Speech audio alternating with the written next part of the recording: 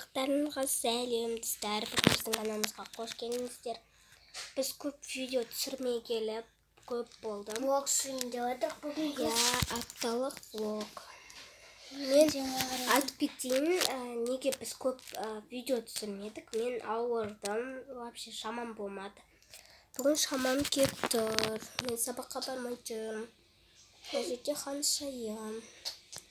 Қазір бірдеңке ойнаймыз, сіздерге не істейміз, соларды көрсетеміз.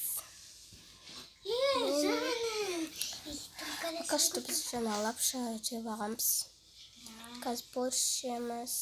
Зат, мен борщ жеймін.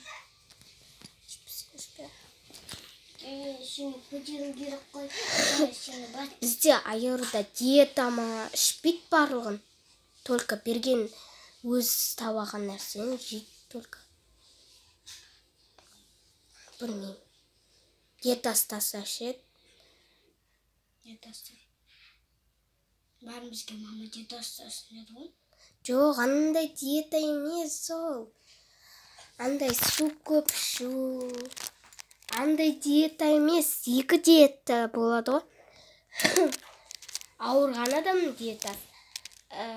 Толып тұрған адамның диетасы болады ғой. Мен толып тұрмын. Қумаш! Абарғысың ғой. Абарғы емеспін. Қуат бара берсін. Диета ұста дегенде маған айтты. Суп барлығымызға негізі диета ұстау керек. Қандай? Суп ішіп, су көп ішіп. Мынау қыз анандай деп ойлап қалған ғой, анандай. Тамақ жемей. Қайдағы ондай емес.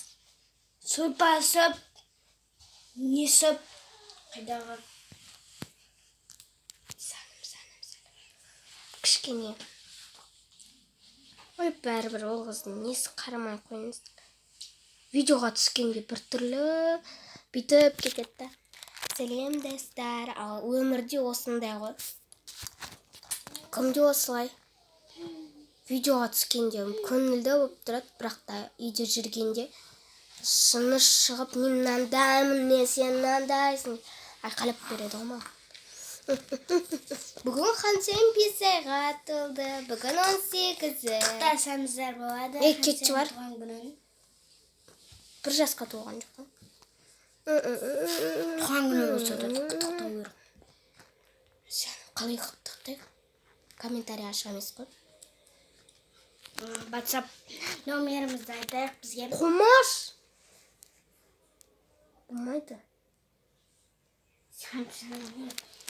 Не біз естіп отырамыз, қазір тамағымызды ішіп алайық.